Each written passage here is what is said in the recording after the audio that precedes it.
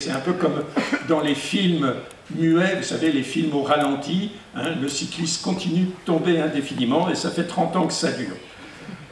Alors, quand la croissance, effectivement, dans une société de croissance, quand la croissance n'est pas au rendez-vous, c'est une tragédie. Or, c'est précisément ce que nous sommes en train de connaître.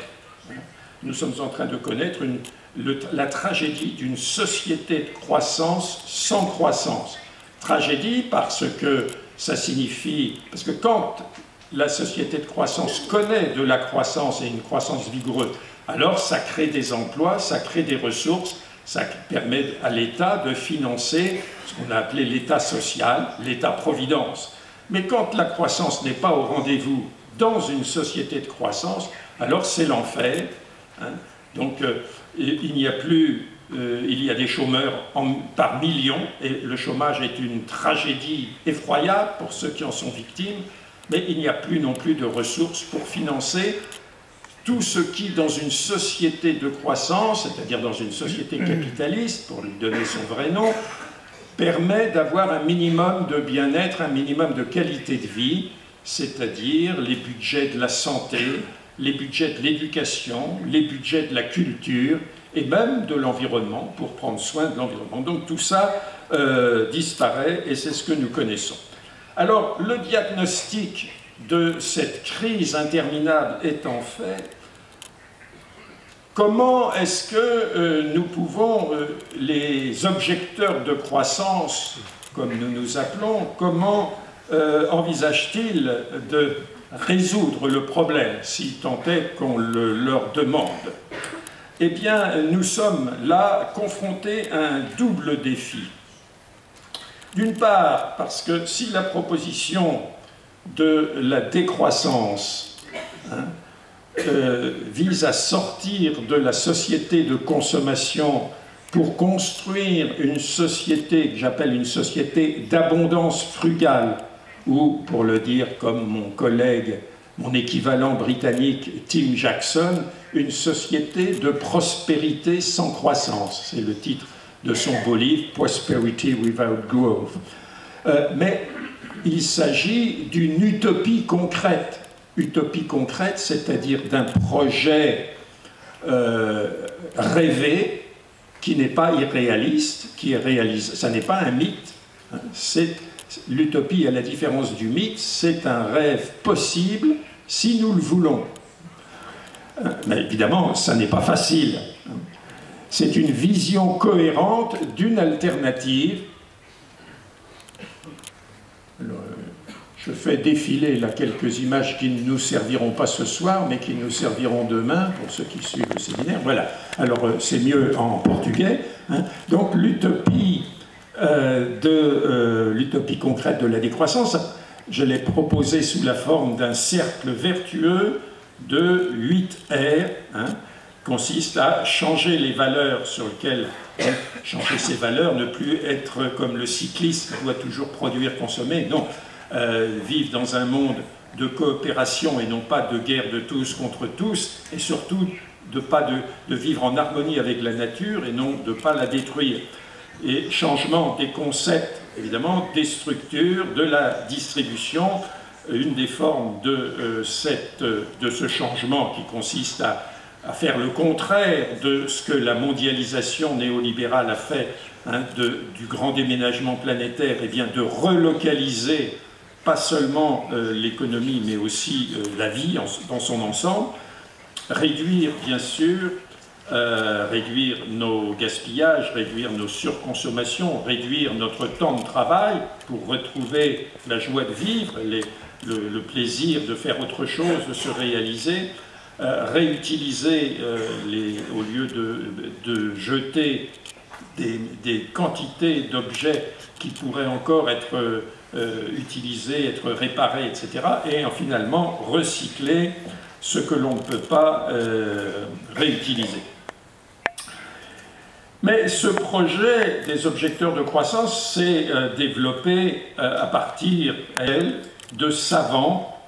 Donc, pour reprendre la fameuse distinction de Max Weber entre le savant et le politique, non pas à partir d'une éthique de responsabilité qui est l'éthique du politique, n'est-ce pas, qui doit des alliances nécessaires pour faire avancer quelques propositions qui vont dans le bon sens. Le savant, au contraire, lui, obéit à l'éthique de la conviction. C'est pour ça qu'il construit des utopies concrètes, c'est-à-dire des projets alternatifs, et il appartient aux politiques, bien sûr, de les mettre en œuvre, au moins partiellement, si c'est possible. Oui, mais alors, en attendant, qu'est-ce qu'on fait? Et c'était la demande des députés grecs, des députés verts grecs, qui m'ont invité à Bruxelles l'an passé pour dire, dans une journée de discussion aussi, quelles solutions vous proposez pour résoudre la crise grecque. Mais résoudre la crise grecque, c'est aussi résoudre la crise portugaise et résoudre la crise française. Alors, bien sûr, j'ai accepté de présenter les solutions qui, j'ai intitulé mon intervention, alors, la double imposture de la relance. Alors pour les francophones, les portugais francophones, relance, dites-vous, ne culpabilisez pas en pensant que c'est un mot français que vous ne connaissez pas. Non, c'est un mot que vous ne trouverez pas dans aucun dictionnaire. C'est un néologisme. C'est un néologisme qui a été inventé par Madame Christine Lagarde, notre ministre, qui a été notre ministre des Finances et qui est maintenant directrice du Fonds monétaire international. Elle était très fière. Au fond, la relance, c'est la synthèse de ce qui a été proposé au G8 de Toronto en septembre 2009, où Madame Merkel, n'est-ce pas, plaidait pour une politique d'austérité très germanique, n'est-ce pas, serrons-nous la ceinture, privation, et le président américain Barack Obama, qui ne voulait pas casser la timide relance, la timide reprise de l'économie états-unienne et mondiale par une politique déflationniste, plaidait pour une relance raisonnable. Alors l'accord, comme toujours dans ces enceintes internationales, c'est l'éthique de la responsabilité, le compromis historique. L'accord s'est fait sur une synthèse bancale, la reprise contrôlée dans la rigueur et l'austérité tempérée par la relance. D'où relance, c'est la contraction néologique de Mme Lagarde, contraction de rigueur, l'austérité, et relance, reprise de la croissance. Au fond, elle obéissait au conseiller personnel du président Sarkozy, Alain Minc, n'est-ce pas, qui est interrogé par les journalistes, qu'est-ce que dans ce contexte délicat, maître, qu'est-ce que vous préconiseriez? Alors c'est très difficile, nous devons à la fois appuyer sur le frein et sur l'accélérateur. Alors, bonjour les dégâts de la voiture. Hein. Bon, donc, eh bien, je dirais que la position des partisans de la décroissance est exactement l'opposé, le contre-pied, c'est-à-dire nous sommes à la fois contre la rigueur, mais nous sommes aussi contre la relance. Donc, nous sommes vraiment provocateurs. Donc, d'abord, contre la rigueur. Alors, être contre la rigueur est une position sur laquelle nous pouvons trouver des alliés, même si ces alliés ne sont pas au pouvoir dans quelques pays que ce soit à l'heure actuelle. Les lecteurs du Monde diplomatique, qui est traduit, je crois, en portugais, sont familiers d'un certain nombre de théoriciens, d'économistes français comme Frédéric Lordon, Jacques Sapir, Emmanuel Todd, hein, mais même à la fin de ses jours, le seul prix Nobel, entre le prix dit Nobel français, Maurice Allais, hein, défendait ces positions. Ces positions sont aussi défendues, pas seulement par des théoriciens, mais par des politiques. En France, celui qui est le candidat du parti de la gauche, hein, Jean-Luc Mélenchon, dans son programme, mais aussi chez les socialistes, très minoritaires, mais qui s'est rendu célèbre au moment des primaires, Arnaud Montebourg, et aussi, il faut bien le dire, hein, Horresco Referens, ça fait partie dans le programme de Marine Le Pen ou dans celui de Nicolas Dupont-Aignan. Et j'ai vu dans une chronique du Monde qu'au Portugal, on pourrait avoir l'appui de Mario Soares. Là, bon. Et au fond, tous se retrouvent derrière l'idée de démondialisation. Donc, rejeter aussi la faveur des objecteurs de croissance.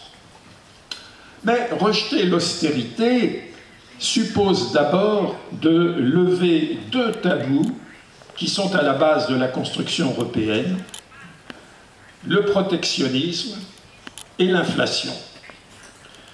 Le projet de décroissance, en effet, implique de réhabiliter ces deux phénomènes qui ont pu faire l'objet de politiques systématiques dans le passé, politiques tarifaires de construction et reconstruction de l'appareil productif, et c'est plus nécessaire que jamais dans une Europe qui voit ses emplois disparaître et partir dans des pays de l'Est, dans des pays d'Asie, qui eux-mêmes ont d'autres problèmes, la défense des activités nationales, la protection sociale et environnementale, et le financement du déficit budgétaire. Pendant les 30 Glorieuses, on avait des déficits budgétaires, mais ces déficits budgétaires n'étaient pas financés par un emprunt qui pèse sur les générations futures et qui est un cadeau que l'on fait aux rentiers.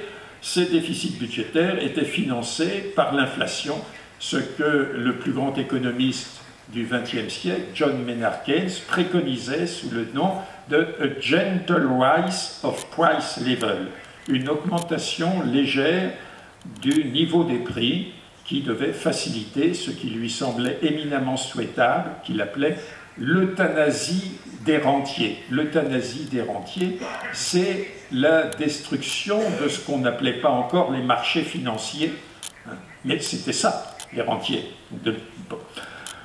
Et